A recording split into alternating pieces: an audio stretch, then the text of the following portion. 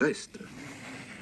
Le phénomène se reproduisant chaque année, le nombre de nœuds correspond à l'âge du sujet. Quand le diamètre du rameau dépasse 3 mm, les nœuds disparaissent dans l'écorce.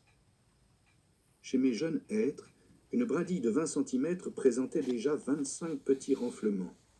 Le diamètre du tronc ne permettait plus de déceler des indices de croissance, mais une prudente extrapolation à partir de l'âge des rameaux permettait d'estimer l'âge des arbres à au moins 80 ans, si ce n'est beaucoup plus. À l'époque, cela me paraissait incroyable. Depuis que j'ai enrichi mes connaissances sur les forêts primaires, je sais que c'est tout à fait normal. Les petits arbres ne demandent qu'à se développer. Grandir de 50 cm par an leur conviendrait très bien.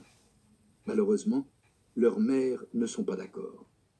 Elles recouvrent leur progéniture de leurs immenses houppiers qui, avec ceux des arbres adultes voisins, forment un toit épais au-dessus de la forêt. Seuls 3% des rayons du soleil filtrent jusqu'au sol, et donc jusqu'aux feuilles de leurs enfants. 3%, ce n'est pratiquement rien. Cela permet tout juste une activité photosynthétique suffisante pour maintenir un végétal en vie. Croître en hauteur ou gagner en épaisseur n'est donc pas envisageable. Et comment se rebeller contre cette éducation à la dure quand on n'a pas d'énergie? Cette éducation?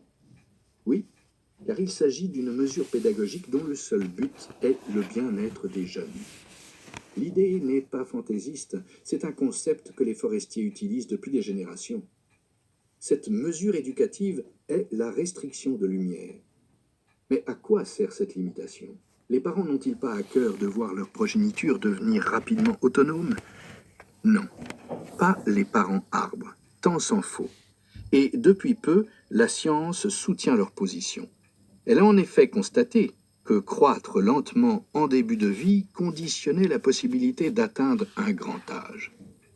Nous perdons facilement de vue ce qu'est un grand âge pour un arbre, car la sylviculture moderne n'attend pas plus de 80 à 120 ans pour abattre et transformer des arbres plantés. Dans des conditions naturelles, à cet âge, les arbres sont à hauteur d'homme et gros comme des crayons. Conséquence de la lenteur de leur croissance, les cellules de leur bois sont très petites et renferment peu d'air.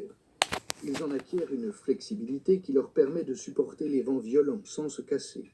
Plus important encore, ils résistent mieux aux champignons dont la propagation est limitée par la dureté des tissus internes.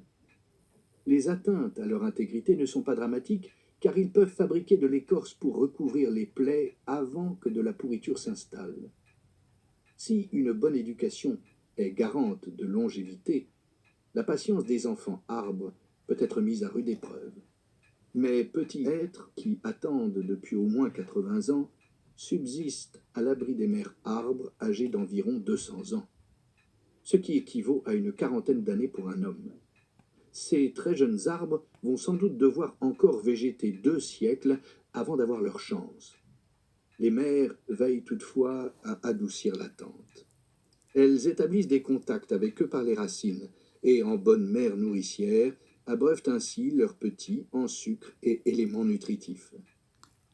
Il est possible aux béotiens de savoir si de jeunes arbres sont au stade de l'attente ou prêts à jaillir vers le ciel. Observez les petites branches d'un jeune sapin blanc ou d'un jeune hêtre.